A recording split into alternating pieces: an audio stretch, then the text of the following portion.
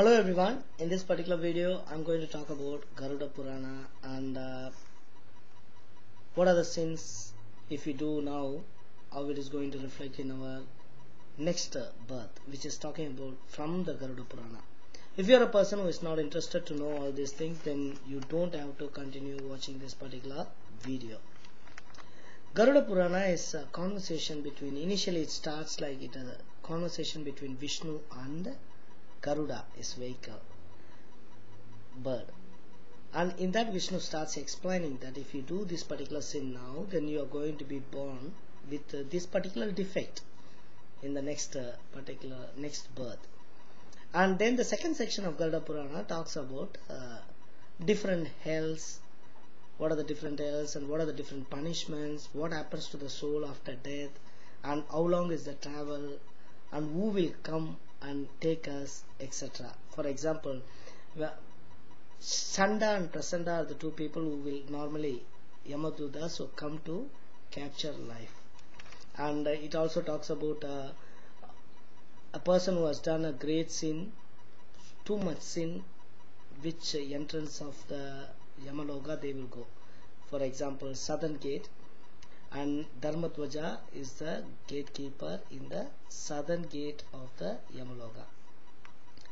Now, before I talk about the sins and how it is going to reflect in the next birth, I'm going to say something. In Hinduism, we trust that something is watching us. And what is that something?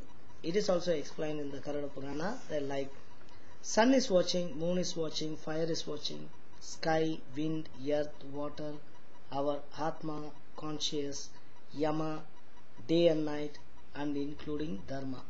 Everyone are watching our actions and they are going to report it to Dharmatvaja, and Chitragupta is going to collect the information from Dharmatvaja to match with his accounts to tally, and then that goes to Yama.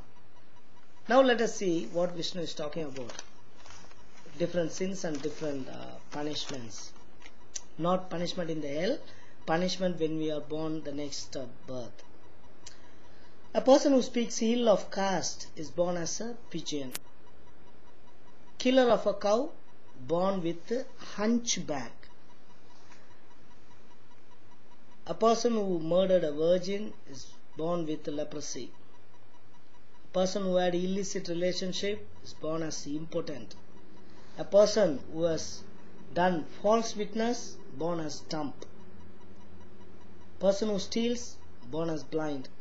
A person who strikes a cow with a leg, born as lame. As someone who speaks lie, he will have stammering problem in the next birth. A poisoner will be born as a mentally retarded person. A person who steals food will be born as rat.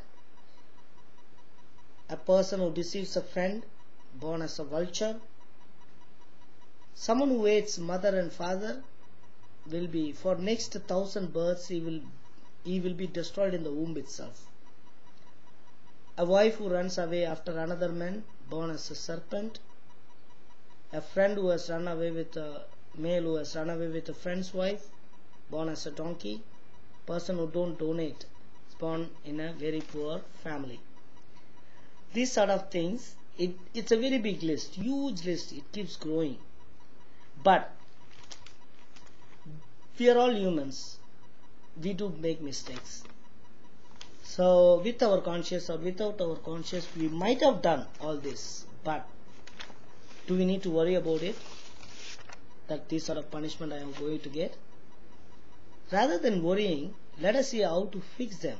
At least from today, we should start avoiding these sort of things so that our self will understand the Brahman, that we are, the self is Brahma.